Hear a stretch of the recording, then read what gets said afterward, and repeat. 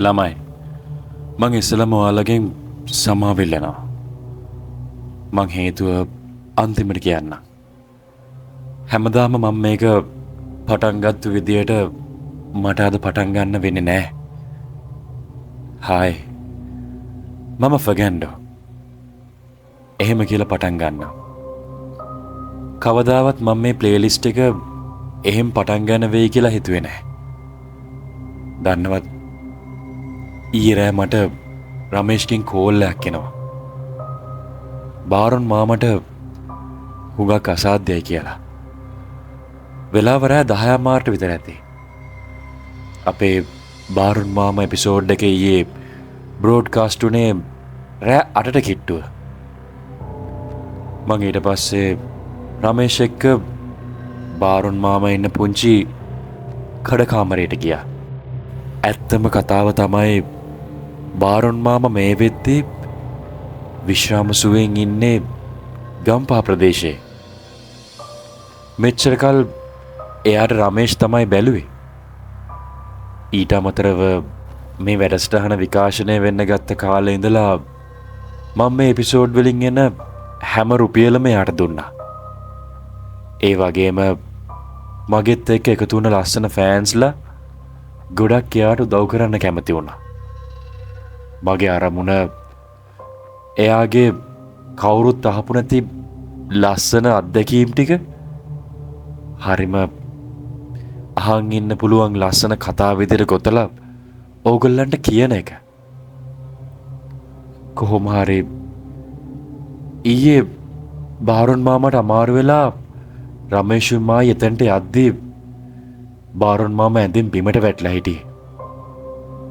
ඒක දකිද්දී මගේ බඩපපුව හෝස් ගාලා ගියා. ඒ මිනිහයාගේ තියෙන කකුලේ ආබාධෙත් එක්ක එයාට හරියට ඇවිද ගන්නවත් බෑ.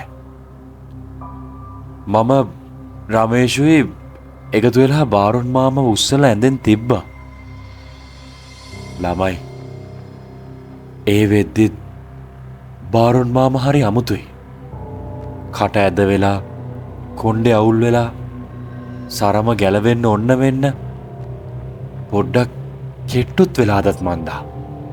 කිසිම විදිය හයියක් එයා ළඟ තිබුණේ නැහැ. රමේෂ් බාරොන් මාමට අසාධ්‍යයි කියලා දැනගත්තේ එතන කඩකාමරේ අයිති ඇන්ටිගෙන් ආපු කෝල් එකකින්. බාරොන් මාම මොකක්ම හරි ලොකු දෙයකට බය වෙලා තියෙනවා. දන්නවද? තව දෙයක්. රමේෂුයි මායි බාරොන් මාමව ඇඳෙන් උස්සලා තියද්දි දැක්කේ බාරොන් මාමගේ පිටේ ඇඟිලි පහක් හිටලා තිබ්බා. මගේ ඔළුවේ රමේෂ්ගේ ඔළුවේ දිව්වේ එකම දේ. ඒවා ඒ වෙලාවේ එතන කියන්න හොඳ නැති නිසා රමේෂුයි මායි ඒ දේ ගිලගත්තා. ඔයාලට තේරෙනව ඇතිනේ අපිට හිතෙච්ච දේ මොකද්ද කියලා නේද? ඔයාලට කියන්න බාරොන් මාමට අපි ඉතිපිසෝ කියලා පිරිත් වතුර පොවනකං ඒ මිනිස්සයා හරි වේදනාවෙන් හිටියේ. ඒත් අපි ගිහින් ඒ ටික කරාට පස්සේ බාරොන් මාමට කතා කරගන්න බැරි වුණත් යම්කිසි මට්ටමකට සිහිය ආවා. මට ඒ වෙලාවේ හිතාගන්න බෑ වෙච්ච දේ. බාරොන් මාම කියන්නේ හයිය ලොකුවට තියෙන මිනිස්සෙක් නෙමෙයි. හැබැයි හොඳ කොල්ලා වගේ ඉන්න සීයා කෙනෙක්. සතියෙන් සතිය මම පොතකුයි පෑනකුයි ඉන්දියාප මුලකුයි අරන් යනවා එයාව හම්බෙන්න. ඔයාලට මේ කතා ටික එයාගෙන් අහලා ලස්සනට ලියාගෙන ඇවිල්ලා මේ විදිහට කියන්න. එයා ඒවට උත්තර දෙදී හරි විනෝදෙන් ඉන්නවා. අනික රමේෂ් අරන් දුන්න ෆෝන් එකෙන් එයා අපේ වීඩියෝත් බලනවා. ඒකින් අපි එයාට වැඩසටහන් දාලත් පෙන්නනවා. සහ සමහර ඔයාලා කමෙන්ට් එහෙම බලලා පුදුම විදිහට සතුටු වෙනවා. එච්චර හිම හිටිය මිනිස්සයා අපි ඉස්සරහා ලෙඩ ඇඳට වැටුනහම හිතා ගන්න බැරි වුණා. අනික මේ පෑ කිහිපයකින් අපිට ආරංචියක්වත් ආවේ නෑ එයාට අසනීප වෙලා කලින් හිටියා කියලාවත්. මං අන්තිමට බාරොන් මාව මූණ ගැහෙන්නේ ගිය සිකුරාදා. ඒ වෙද්දිත් හොඳට හිටපු මිනිස්සයා දෙයියනේ මේ. කොහොම හරි ඊට පස්සේ රමේෂුයි මායි එළියට ඇවිල්ලා කතා කරේ ඒ වෙච්ච දේ ගැන. රමේෂ් කිව්ව විදියට නම් මේ සියල්ල වෙන්න ඇත්තේ මහසෝන් වලල්ල ගැන එළියට දාපු නිසා වෙන්න ඇතිලු.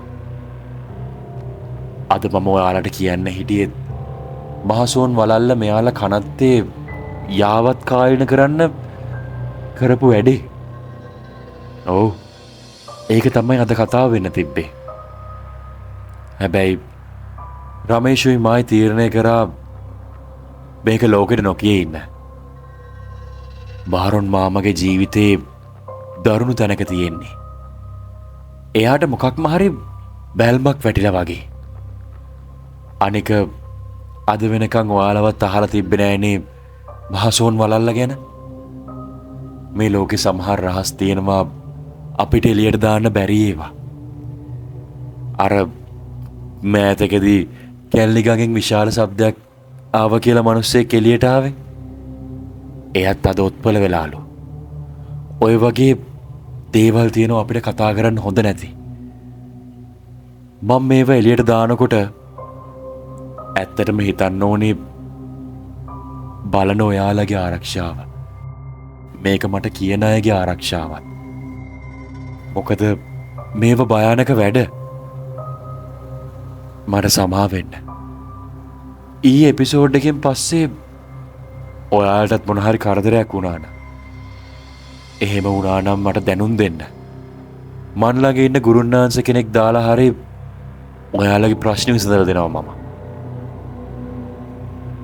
කාලේ ගත වුණා.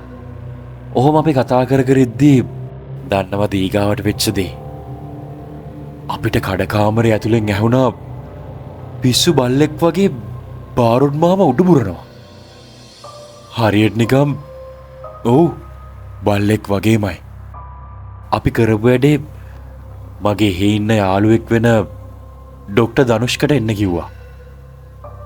ඔයාට කියන්න පැය එකහමාරක් විතර ඩොක්ටර් එකක් බාරොන් මාම උඩුබුරුවා.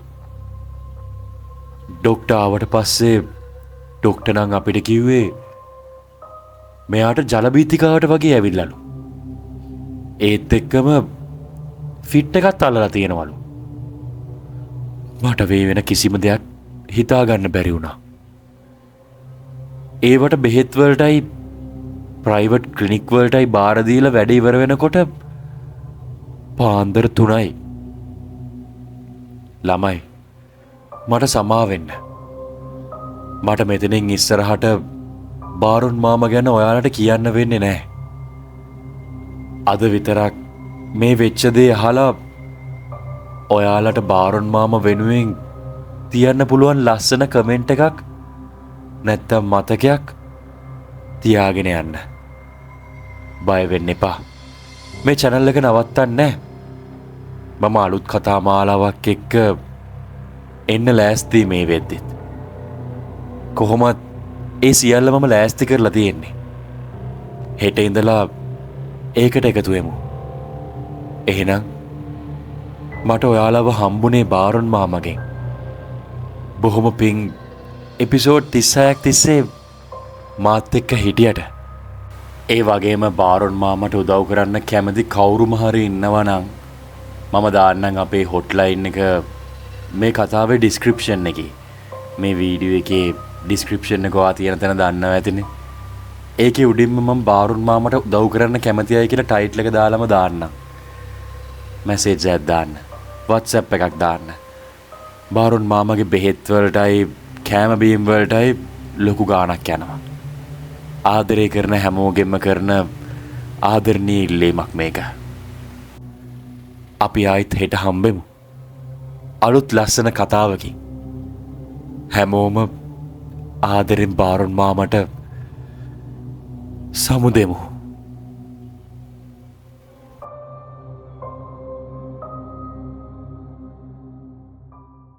ඔයා මේක බලන එක හරිම ස්පෙෂල් දෙයක්. ඔයා දන්නේ නෑ you are already part of this journey. මේක නිකන් වීඩියෝ එකක් නෙවෙයි. මේක අඳුරු කුතුහලයෙන් පිරුණු real experience එකක්. subscribe කරන්න next episode එකෙන් හම්බෙමු.